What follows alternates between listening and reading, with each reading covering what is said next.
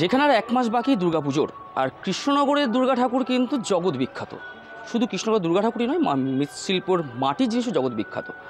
আর এখানকার দুর্গা ঠাকুর America, London, Bihar, Kolkata বিভিন্ন এলাকায় যায়। কিন্তু এইবার চিন্তার ভাঁজ কিন্তু মৃৎশিল্পীদের। সবাই চিন্তা করছে বন্যা হলে ঘরের লোক কী খাবে, বন্যা হলে চাষাবাদ কেমন হবে। কিন্তু কৃষ্ণনগরের মৃৎশিল্পীদের চিন্তা এখন একটাই, আর তো হাতে মাত্র কয়েকটা দিন, তারপরে দুর্গাপুজো। আর এই দুর্গাপুজো ঠাকুর কী করে আমরা শোকাবো, কী করে আমরা বাইরের মানুষকে এই ঠাকুর পৌঁছে দেব। কোথাও কোথাও দেখা যাচ্ছে কৃষ্ণনগরে এই দুর্গা ঠাকুর তৈরি করার জন্য আগুন জ্বালিয়ে সেই ঠাকুরকে শুকানো হচ্ছে। প্রাকৃতিক কিন্তু রোদ বা প্রাকৃতিক তাপ কিন্তু তারা পাচ্ছে না, যা নিয়ে যথেষ্টই চিন্তার ভাঁজ কৃষ্ণনগরের সাধারণ মানুষের, কৃষ্ণনগরের মৃৎশিল্পীদের।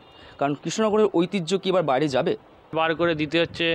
এবার আমাদের যে কাজ, রোদ্দুর দরকার, কারণ হচ্ছে রাস্তার ধারে ঠাকুর রোদ্দুরে না শুকালে পরে ঠাকুরটা ডেলিভারি দিতে হবে না। মনসা ঠাকুরগুলো আছে, কদিন পর মনসা পুজো, মনসা ঠাকুরগুলোকে সব রোদ্দুরে দিতে হচ্ছে, তিরপল দিয়ে ঢাকতে হচ্ছে, আবার ঢুকাতে হচ্ছে, এই করতে হচ্ছে।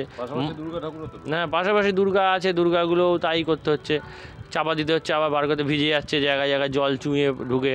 মুখগুলো যেমন হচ্ছে আগুনে পুড়িয়ে সেগুলোকে শুকাতে হচ্ছে, নাহলে পরে পোতা যাচ্ছে না। এই প্রবলেমগুলো হচ্ছে আমাদের। এবার জল আসছে, এক জায়গায় জল পড়ছে, সেখানে চাপা দিতে হচ্ছে, এইভাবে কাজগুলো অসুবিধা হচ্ছে। কাজটা বৃষ্টি না হলে কাজটা ভালোভাবে করা যায়। এবার কতগুলো ঠাকুর আপনার বাইরে যাচ্ছে? বাইরে আমার যাচ্ছে ওই কলকাতার লোকালে যাচ্ছে দু একটা, আর এমনি আশপাশের লোকালে আমার কাজ বেশি, লোকালে কুলেই করি। আর দু একটা বাইরেও আছে, কলকাতার দিকে আছে দু একটা ঠাকুর। আর এখন আমরা অর্ডার নিচ্ছি না, যেহেতু লোক সব বাইরে চলে গেছে, তো এখন লোক পাচ্ছি না, কাজ নিচ্ছিও না আমরা। নতুন করে আর কাজ নেওয়া হচ্ছে না, নিয়ে কাজ দিতে পারবো না যা অবস্থা। তাতে এখন ঠিকমতো লোক কাজ করতেও চাইছে না, সব বাইরের নিয়ে চিন্তা। এখন কৃষ্ণনগর আমরা ঠিক লোক পাই না কাজে, এখানে অসুবিধা হয়। আমার শহর কৃষ্ণনগর থেকে বিশাল সিংহ রায়ের রিপোর্ট, কলকাতা টিভি।